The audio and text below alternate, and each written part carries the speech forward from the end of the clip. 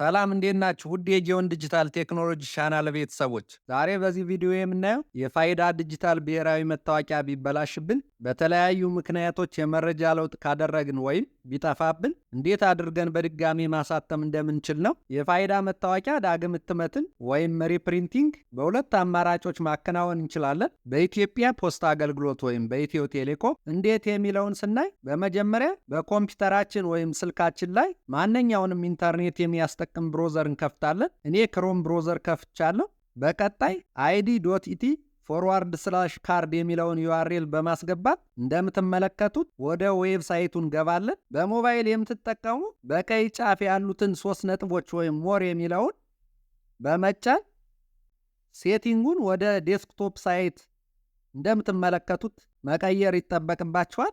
ሴቲንጉን ወደ ዴስክቶፕ ሳይት ከቀየራችሁ በኋላ በሞባይላችሁም ተመሳሳይ ፕሮሲጀር መከተል ትችላላችሁ። እኔ ቪዲዮውን እየሰራሁት ያለው በኮምፒውተር ነው። በሞባይል ለምትጠቀሙ ወደ ዴስክቶፕ ሳይት ከቀየራችሁ በኋላ ተመሳሳይ ፕሮሲጀር መከተል ትችላላችሁ። ዌብሳይቱ ከገባን በኋላ ላንጉጅ የሚለውን ሜኑ በመጫን ቋንቋ መቀየር እንችላለን።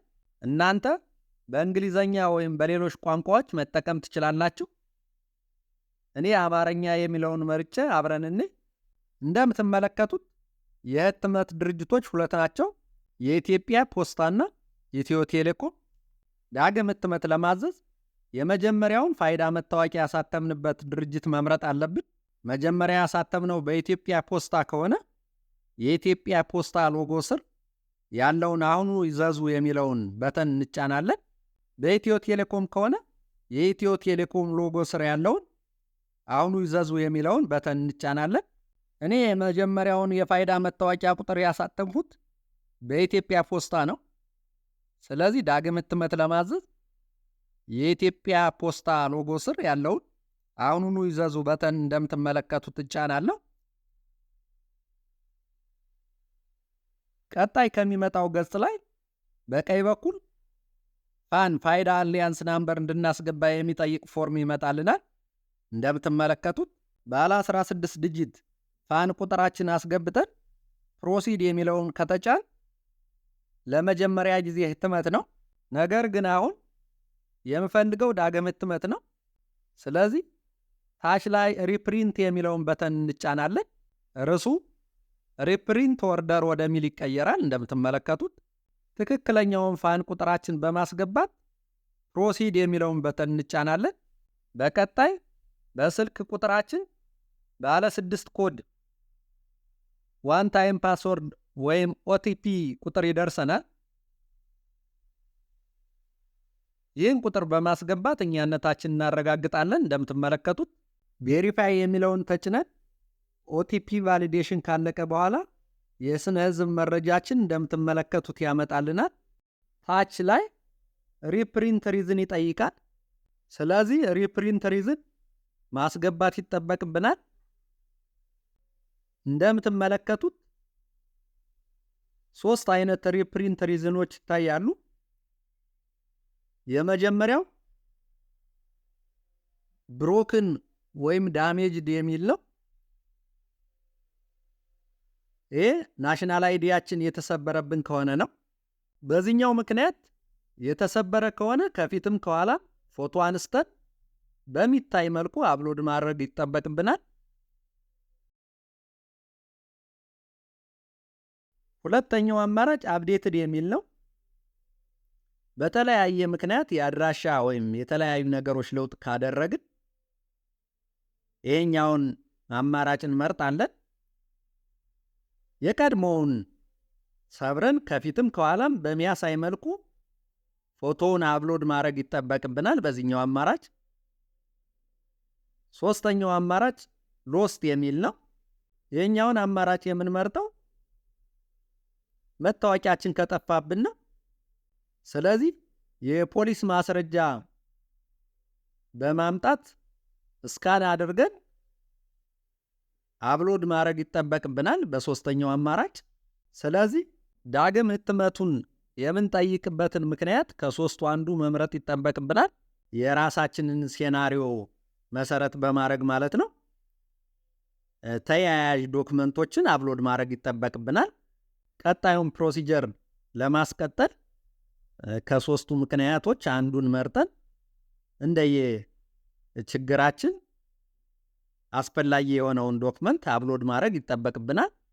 እኔ ለምሳሌ ጠፍቶብኝ ከሆነ ዳግም ህትመት የማመለክተው ሶስተኛውን አማራጭ ሎስት መርጣለሁ።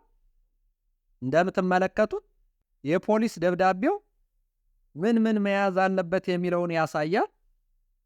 ሙሉ ስማችን፣ መዝገብ ቁጥር ያለው መሆኑን፣ ማህተም መኖሩን፣ ለብሔራዊ መታወቂያ ብሎ መጻፉን ማረጋገጥ ይኖርብናል። ደብዳቤው በዚህ መልኩ ካጻፍን በኋላ አፕሎድ እናደርጋለን። እንደምትመለከቱት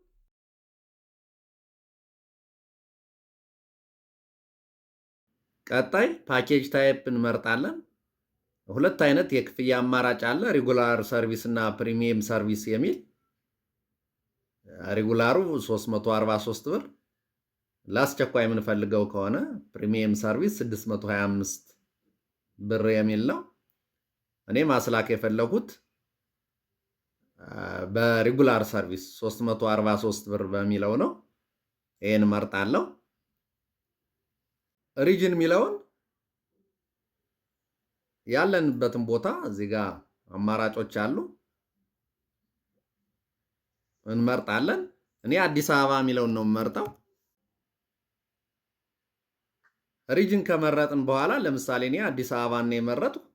ፕሪንት የሚደረገውን ካርድ የምንወስድበትን ቦታ እናስገባለን። አዲስ አበባ የትኛው ቦታ ላይ ካርዱን ለመውሰድ ከሚቀርበኝ ቦታ መርጣለሁ። እዚህ ጋር ካሉት አማራጮች እኔ ለምሳሌ ቃሊቲ ነው፣ ቃሊቲ ብዬ በመጻፍ ዳግም የታተመውን ካርድ ኮሌክት ማድረግበትን ቦታ ማስገባት እችላለሁ። ቃሊቲ ፖስት ኦፊስ የሚለውን በዚህ መልኩ የክፍያ አማራጫችን ሪጅኑንና ዳግም የሚታተመውን ካርድ የምንወስድበትን ቦታ ከመረጥን በኋላ ሳሚት የሚለውን በተን እንጫናለን። እንደምትመለከቱት ቀጣይ ከሚመጣልን ፔጅ ላይ የፋይዳ መታወቂያ የህትመት አገልግሎት የመረጃ ጥበቃ ደንብና ግዴታዎች የሚሉ የተዘረዘሩ ነጥቦች አሉ። እነዚህን በራሳችን ማንበብ እንችላለን። ታች ላይ ያለውን ቲክ እናደርጋለን። በፋይዳ መታወቂያ የህትመት አገልግሎት የመረጃ ጥበቃ ደንብና ግዴታዎች ተስማምቻለሁ የሚለውን ቲክ በማድረግ ኮንቲኒው እንላለን።